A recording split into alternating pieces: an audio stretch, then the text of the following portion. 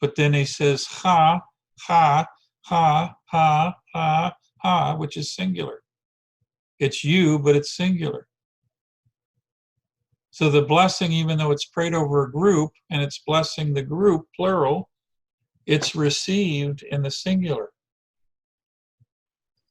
So this is a very subtle point theologically or spiritually in the Hebrew. If we're saying that each verb, each action word in Hebrew, right, has an active and a passive, right? So the one giving the action and the one receiving the action.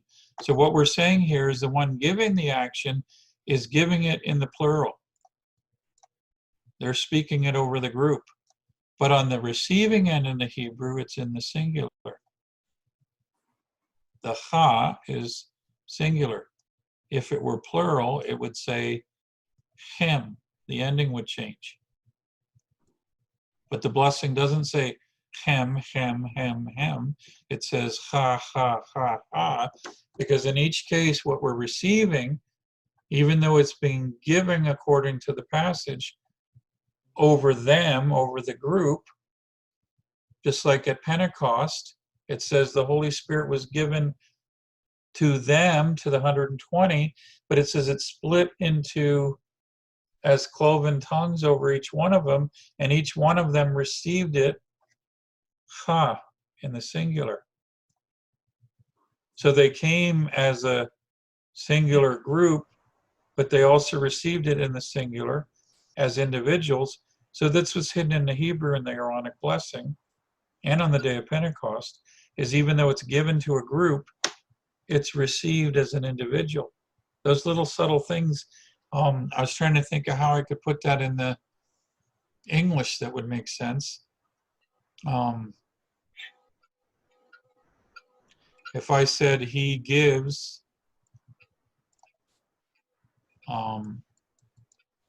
books, plural, right? I need an S there.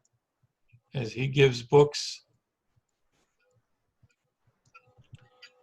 to them.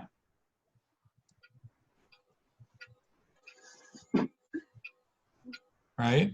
So let's say a school teacher stands up and he says, I'm going to give books, your textbooks to you, class.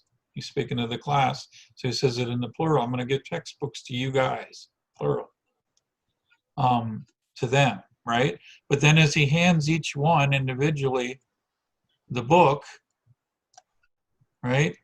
He says, here you go. Here's your book. And that individual receives that book. Now he's going to go from child to child to child, one by one. So even though he's given the books to them plural, they each receive it singular, as it, right? So that's what's saying in the Hebrew, that's what's going on when it says, he shall bless them, plural, but then it says, even though the blessing is spoken over them, it's to each individual. Here's your book, here's your book, here's your book, here's your book, here's your blessing, here's your blessing, here's your blessing. See that? So that's what's going on in the Hebrew, is even though it's spoken as a corporate blessing, it's actually being spoken in the Hebrew over each individual. It's like on the day of Pentecost when the Holy Spirit came and it divided over the heads of each one of them and was given to each one individually. And each one had to receive it in faith individually, you see. So this is the power of the Aaronic blessing, is that it's spoken over a group, but it's received in faith as an individual. You know when Spock divides his fingers? Yeah, there you go. So Leonard Nimoy, who was on Star Trek, was Jewish. The hand signal the rabbi would do, which is the letter shin, if you do it right with both hands. I'm trying to get the camera lined up here. If you do it right with both hands, it makes the letter shin. El Shaddai, right? So you take the letter shin and you make that over the people, over the group, and you pray this Aaronic blessing. And that's the name. Shaddai is the name. So the shin stands for the name. So you're literally taking your hands in the form of the name and you're putting his name on the people with that hand signal. And as I pray it over a group, or sometimes you might hear it sung as a blessing over the group, but it's done on certain occasions even to this day over the group. As you pray it over the group, you're going to say the words, and it's going to be the same words. Even though you're praying it over the group, it's going to have that ending, right? Ha. Each one is going to the individual, the ha ending. And it's good for you to learn these endings if you're wanting to go to the next step in reading the Hebrew in the actual text. Yod on the front is singular, third person they call that, is he. So when you see that Yod on the beginning of a verb, it's he something, he blessed, he guarded or kept, he shined, he did this, he did that, right? So again, you see, if you go into the actual text, you get that Yod there, see? And then you get the core of the root word to bless, right? So he bless you, Yehovah. So the word order is just sounds a little strange in the English maybe because the word order is reversed. He will bless you. Yod is the he will bless, he will bless. Yehovah, Yevareheha, Veyishmerecha. Get that ha ending on, right? That's the shomer, to guard. And now, shomer is a hedge of thorns. When the concrete meaning, when the shepherds were in the field, remember I talked about the chana, making the perimeter. So quite literally, what a shamar is in Hebrew is a hedge of thorns. So if I was translating to English, you could say, Yehovah, he will bless, and, that's the ve there, is the and he will shamar you, or he will put a hedge of thorns around you. Now it's translated, he will keep you, but if you get into the word study and you study what each one of these words really means in its concrete meaning, you'll get more of the force of it, right? This is saying God is blessing you by putting a hedge of thorns, a hedge of protection around you. So that's the blessing that's being put upon us in that part of the blessing. It's spoken over the group, but it's individual as it's applied to each one. So a hedge of thorns around you, a hedge of thorns around you, a hedge of thorns around you, a hedge of thorns. It's like the Holy Spirit or an angel's going around the group, and to each one he's saying a hedge of thorns around you, and a hedge of thorns around you, a blessing on you, a blessing on you, a blessing on you.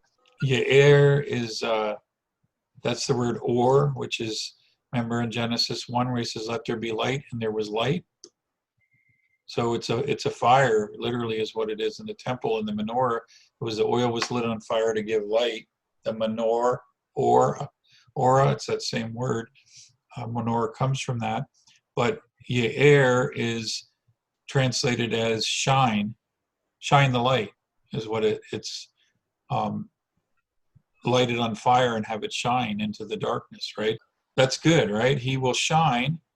So again, you have the yod, which is the he. So you see how we're getting this yod. Now, if you ignore the vav, which is and, because and, right? You get the yod, and now you get the yod a third time as a prefix. Again, it's he will. He will bless, he will place a hedge of thorns, he will shine. This or, the aleph and the resh, is light. So he will shine light. Who? Yehovah will shine light. Panav is face. Remember we talked about faces of God and faces his presence. So he will shine what light or what fire? The fire that makes the light. He will shine the fire and the light of his presence. Elecha, you see that ha ending, is upon you. So what we would call that in church language today is he will manifest his manifest presence to you. He will, the fire, the light of his presence will shine upon you. Is now literally when they did the first blessing, when Moses was still around, the story is, the tradition is, that to this day, when you receive the blessing, if you're in a synagogue, you put your hands over your eyes and you shield and close your eyes, because literally a physical light would shine when they prayed this, and people would be blinded by the light, not able to see for a day and a half. So they were taught to cover their eyes and close them so that they wouldn't be blinded by the light that was shining from his presence. So they got quite the manifestation according to Jewish tradition. That's how it actually happened in the days of Moses. They prayed this blessing on the people. They had to make sure they covered their eyes first so they didn't get blinded by the light. And then you have this chana. It's harder to see the root word there, but the two letters here are the root, the het and the noon, right? Chana is with the hard H, with the het.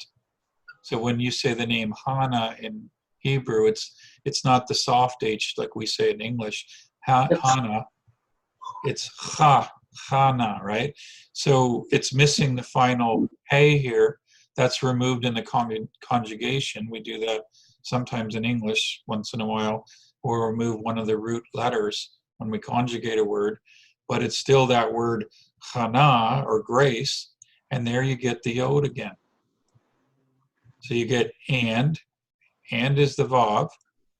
The letter vav is an and when it's on the beginning of a word, and if you want to check that, if you look at the English translation, they're helping you out over here, and, right? And you see it here, and, well, that's where you're getting the vav from. Take away the and part of it, you get, it starts with another yod, so you get your fourth yod. You get yod, he will bless, yod, he will shamar, yod, he will shine, and now you're getting yod, he will be gracious, or impute or impart, he will give grace to you, right? He will,